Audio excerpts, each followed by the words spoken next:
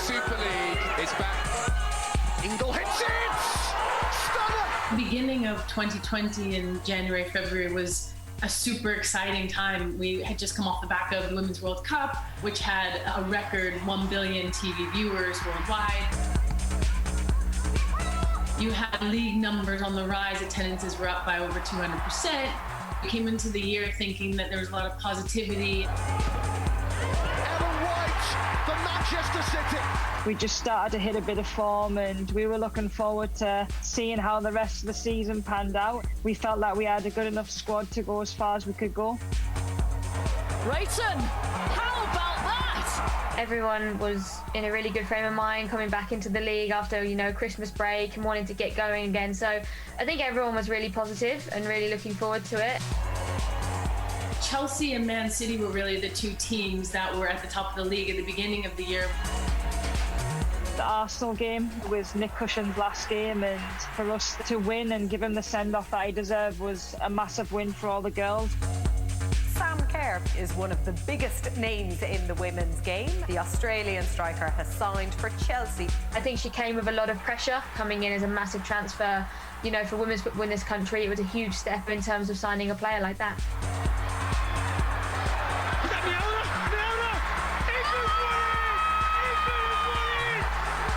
Chelsea won the Conti Cup for the very first time. The last game of the season, which was Chelsea, the 3-3. It's England from long range. Two big clubs going at it and a lot to play for. Weir.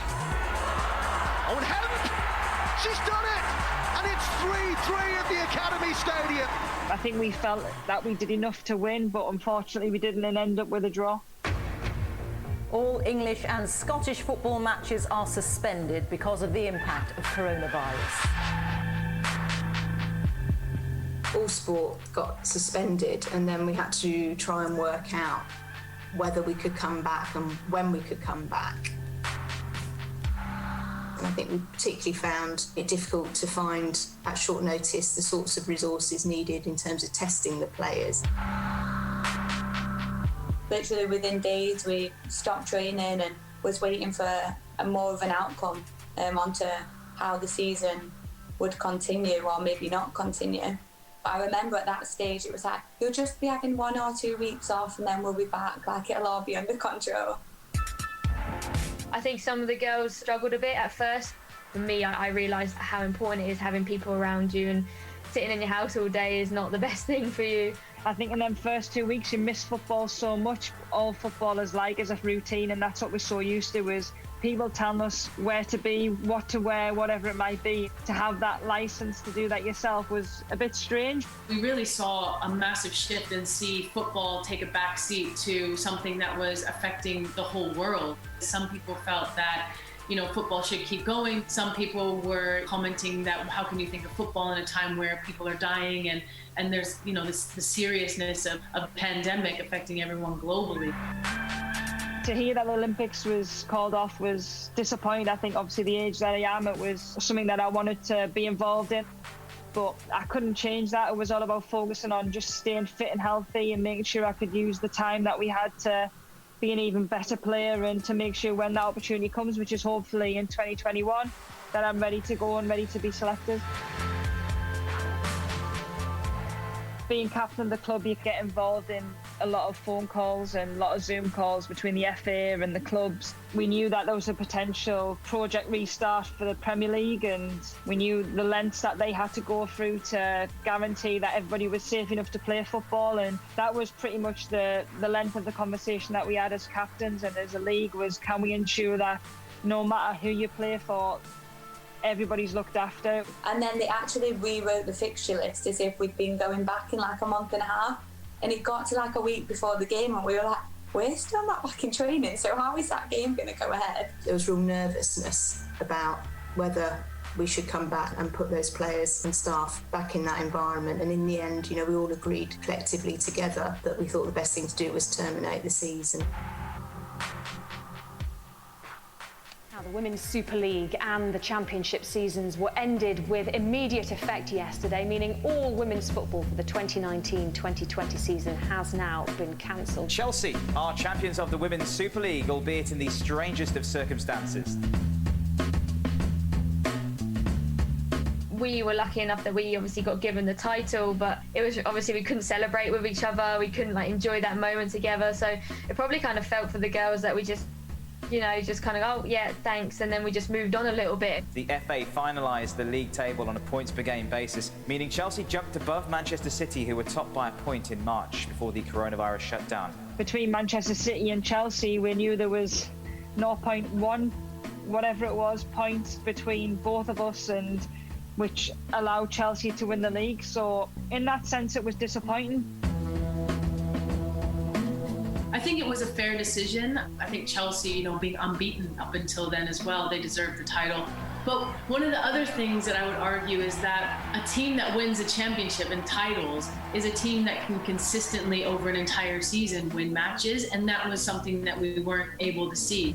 It was heartbreak for Liverpool, who were relegated from the WSL after the points per game ruling.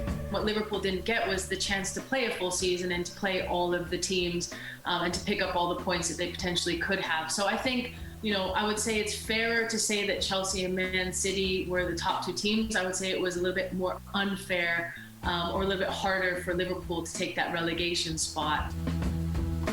As soon as we terminated the season, there was a real determination to make sure that we came back really, really strongly.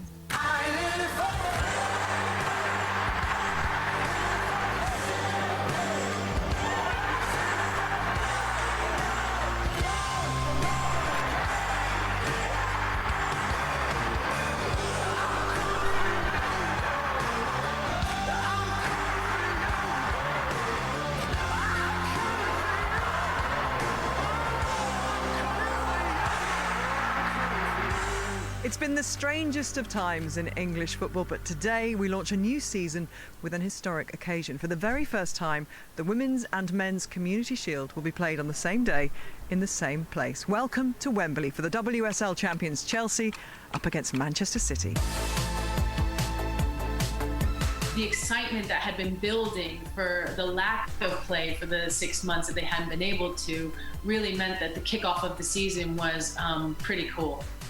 It's massively important that players take the knee at the start of the game, and if we have to do that before every game, we'll keep doing that to ensure that there's no discrimination. All the teams across Europe have been doing it, and I think that just shows the power that football can have. Breaks from Red. We launched with the Women's Community Shield with over 3 million people watching. Comes back out, should be 2, and it's 2, and they've wrapped it up, Chelsea, and they'll win this Community Shield of 2020. It was a long time coming, for sure. I tried not to think about being on the pitch again too much, because I felt, I didn't really want to make a big deal out of it. I just kind of wanted to get in, do my business, and see where I was at, because I hadn't played football for a long time. Yes, got me hot. Oh my gosh, the list of players that came over in the summer to the FAWSL was insane. Sam Mewis, Rose Lavelle. You've got the American girls coming over, Alex Morgan, Tobin Heath, Kristen Press. Well, that's exactly what you came for.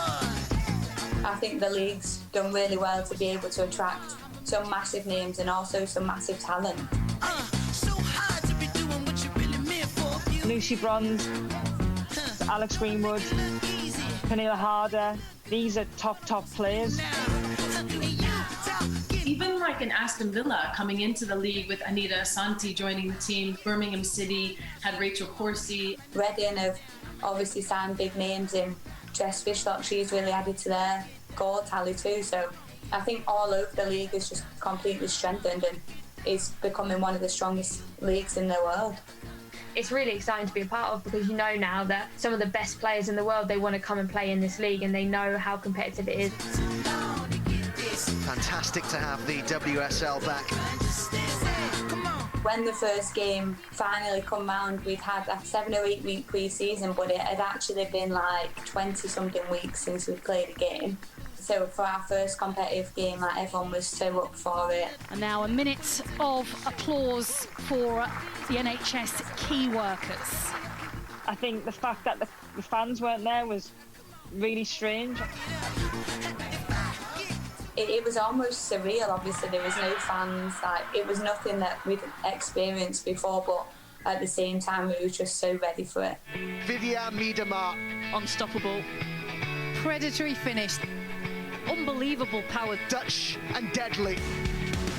Scores them with her head, with her left foot, with her right foot, and she's going to go on to be one of the best forwards ever. A howitzer from Vivian Miedema. Never question the amount of goals she's going to get. Miedema breaking the WSL record, it's an incredible achievement for someone who's still so young. And Vivian Miedema makes WSL history. Ruthless. I don't even have to say a sentence, ruthless. Becky, this to finish it, this to settle the cup, that settles the cup, it's Manchester City's cup again. The FA Cup's the pinnacle of the women's calendar. We didn't even think that this final was going to get played, so to be able to play it and to be able to complete the competition and to win the trophy was a massive moment for the club. Manchester United, for me, has been stellar. They have gone from strength to strength. I think the team is like real strong together, and that really shows in a lot of our performances how hard we work in training. Heath with a great shot on the left foot, and what a finish that is! I know, obviously, through Casey, she's got her team very, very organised. I think they've added a little bit more experience to the side, the likes of Tobin Heath, Kristen Press, who have won major trophies, won World Cups. Every week there seems to be a new player that's popping up as the goal scorer, the superstar, you know, the game winner. We've turned the 1-0 losses from last year at Arsenal into 1-0 wins. Could be another one here. Rhodes, it is another one. This is getting ridiculous now. It's getting embarrassing for West Ham United. What's been changed is that both West Ham and Tottenham have changed their managers in the middle of the season, and I think that will be really interesting to see where they go now from here. The best FIFA Women's Player 2020 is Lucy Bronze. To be even nominated alongside Vanilla Harder, Wendy Renard, to even just be alongside two players of that stature is incredible, and to have won it, I mean, yeah, I don't think I have the words to explain how I'm feeling. Unbelievable achievement. I think she's forever driving standards and is just an ultimate winner, so proud to have her as my right back. The competition at the top of the league is fierce. I would say there's potentially 4 teams in the mix for the league, definitely. I think ourselves, Chelsea, Arsenal and Man United. Great ball into the box, and it's on, and it's Billy Turner that gets her head to it. You'd be daft to rule us out. We're sitting top of the table at the minute, so of course top 3 is our aim, but anything extra is a bonus. Personally, I don't think that women's football has been damaged so far by COVID. I think that we've shown that the foundations that we've put in place are strong enough that we can continue to build. But I'm not naive to think that football and every industry doesn't truly know, the impact yet. The interest in women's football is grown and grown, but obviously when it's not out there, there's games not being played, we're not on television. I think sometimes we need to be be in the public eye all the time to try and gain that momentum. That's a lovely Chelsea goal. It could have been quite easy for the FA to turn around and say, well, we're not going to fund for you to get tested in order to complete the league. We're not going to, allow you to play without fans. So I think it just shows now what level women's football is at. Oh my God. Everybody has really strong opinions about 2020. For me, I think it gives even more motivation to keep pushing on to be the best player that I possibly can be. Just take every step as it comes, really, but a huge aim for me is the Euros next season, so I'll start building my platform now and hopefully that'll happen. I had an aim last year of getting on the pitch, now my aim is to stay on the pitch. When we look back at 2020, I think we'll see it as a year of struggle and as a year of challenge, but we'll also see it as a massive year of growth.